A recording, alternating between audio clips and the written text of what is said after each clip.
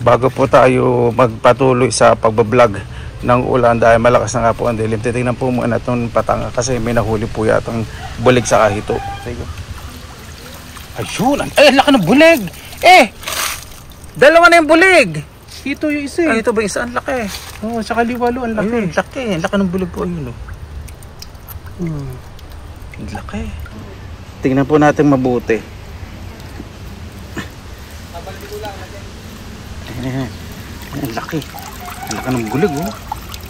Hindi po yan nilagay dito. Talagang may nahuli po dito. Lalo na po pag nagtatagulan dito sa kabulig. Ang laki itong bulig o dalag. Ayan. Ayan po yung patubig. Malayo po. Mahaba po yan hanggang sa doon sa nilakaran po namin isang araw. Malayo po yan. Tapos ito, diretso po yan. Patubig po, hindi po yung bondan. Kapag malayo po parang maitim. Hindi po, malinis po yan. Lumot po yun. Ayan, o. Yan. Tapos sa ilalim may tosang po yan. Tapos ito po yung patanga. Yan. Tapos yung mga igat, inaahon niya yung lumot. Marami pong igat yan. Yan, sa harap lang po ng bahay, di ba? Malakas na naman ang hangin. Mukhang malakas na ulan na naman to. Yan.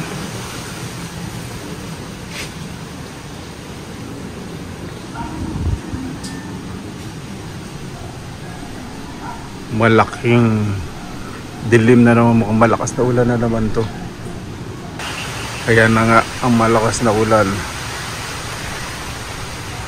Dahil bunga ng mangga dito sa taas, ang lalaki, kalabaw. Yan po, oh.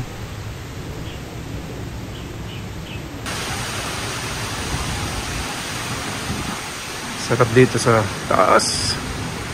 Kunti lang magagawa na po dingding dito. Mga 2 to 3 days.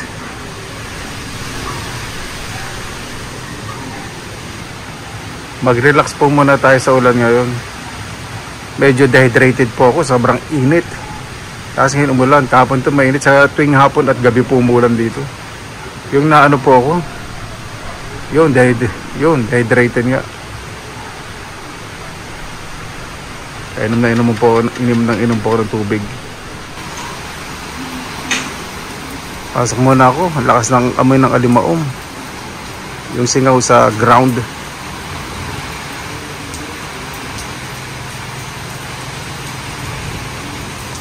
Yan, medyo hightad naman yung patubig. Yan naman na natin yung patubig. Ayun.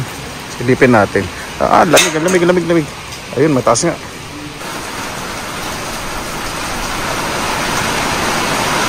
Yan! Naku, laki ng pata.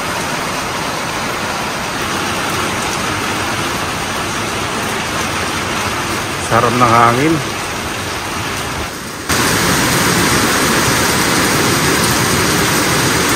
Nilagyan ng yung iba nilalagyan ng